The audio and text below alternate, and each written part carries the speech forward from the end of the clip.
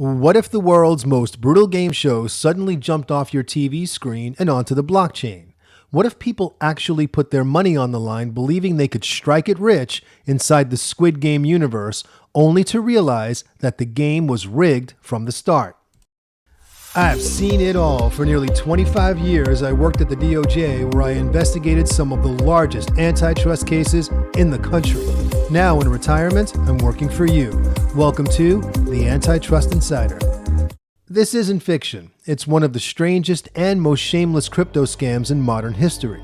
Today, we're talking about the Squid Game crypto fiasco, how millions vanished overnight, who was behind it, and what it tells us about hype, greed, and the illusion of easy money. Segment 1. The hype begins. It all started in the fall of 2021, just as Squid Game was exploding across Netflix. The show was an instant success. Masked guards, desperate contestants, and the doll singing "The hibiscus flower has bloomed" in Korean to announce the start of each round. I mean, what's not to like? Suddenly, anything branded with the Squid Game name drew instant attention. And I even remember a flood of YouTube videos with pets and hamsters in Squid Game-like mazes. Amid all that, a mysterious new token appeared online. It was simply called Squid. The token promised a play-to-earn crypto game inspired by the show. Users would buy Squid tokens, participate in a series of games, and advance through virtual rounds for a chance to win huge payouts. The creators claimed that their goal was to merge entertainment, NFTs, and blockchain in a way that no one had ever seen before. They even hinted at partnerships and future expansions, but conveniently, they never said a word about whether Netflix was actually involved or not. The token launched on PancakeSwap, a decentralized exchange on the Binance smart chain with an initial price of just a few cents. Then came the crypto influencers, some reputable and some not, who ran stories about the Squid Game crypto craze. Prices quickly skyrocketed, surging past $1, then $10, then $100. By the end of October 2021, the price of one Squid token had exploded to nearly $2,800. People who had never invested in crypto before were suddenly buying in, convinced that they were getting in on the next Dogecoin or Shiba Inu. They shared screenshots of their earnings, bragging about life-changing returns, but something was very wrong. Segment 2. The Trap. Almost immediately, a few early buyers tried to cash out, but couldn't. The Squid token was designed with what developers called an anti-dump mechanism. On paper, it was supposed to prevent large investors from crashing the price by selling too fast. In reality, it prevented everyone from selling. You could buy the token and watch its value climb, but when you tried to trade it back for real money, the system refused the transaction. The developers said you needed a secondary token called Marble to sell your Squid. And to earn Marble, you had to play in the upcoming online game, which, go figure, wasn't live yet. It was like buying chips at a casino that never opened. Meanwhile, the price of Squid continued to soar, driven by bots, hype, and pure speculation. Then, reporters at Gizmodo began to notice strange details. Squid's project website was littered with grammatical errors, the developers' bios were vague and unverifiable, and their LinkedIn profiles didn't exist. The email contact bounced back. Even the partnership claims they made early on remained totally unsupported. But by then, it was already too late. Squid had momentum, and the fear of missing out was in full swing. Then came the crash. On November 1st, 2021, the price of Squid hit its absurd peak at about $2,800 per token. Within minutes, it plummeted to nearly zero.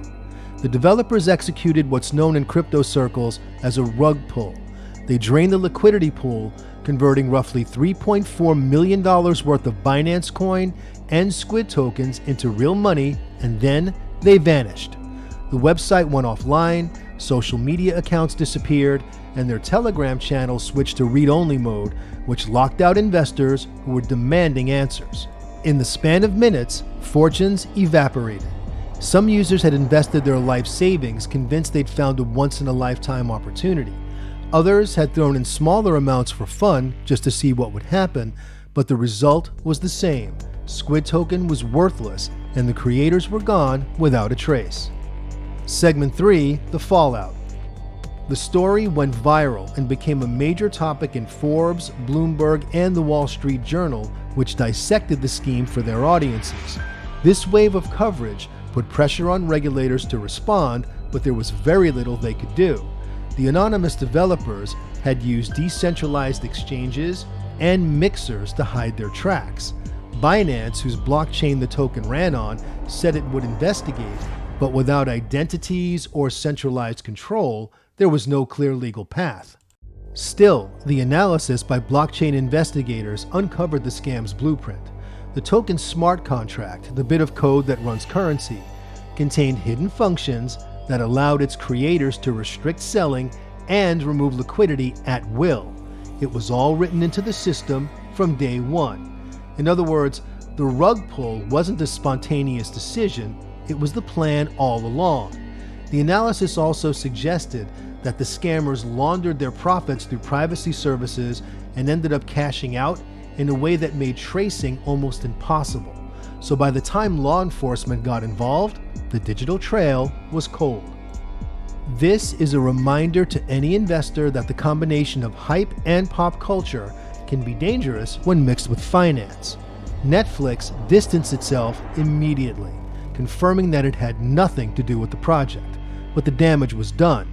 The scammers exploited the global obsession with Squid Game, the viral nature of crypto speculation, and the psychological lure of turning pop culture into profit.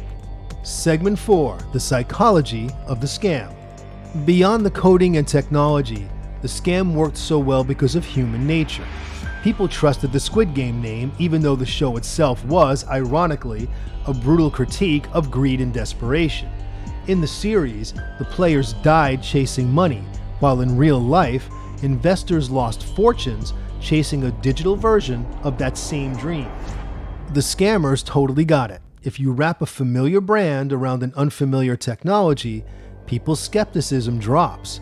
They see a trend they recognize, assume legitimacy, and then rush in before asking questions. It's the same emotional pattern of exploiting urgency, trust, and fear. For many victims, this was their first introduction to crypto and their last. They didn't know how to read a white paper or verify a smart contract. They trusted the story, not the code, and not the reality of investing in crypto. Segment 5, what happened next? After the collapse, dozens of imitation tokens appeared almost immediately. Some even called themselves New Squid Game, Squid 2.0, or Squid DAO.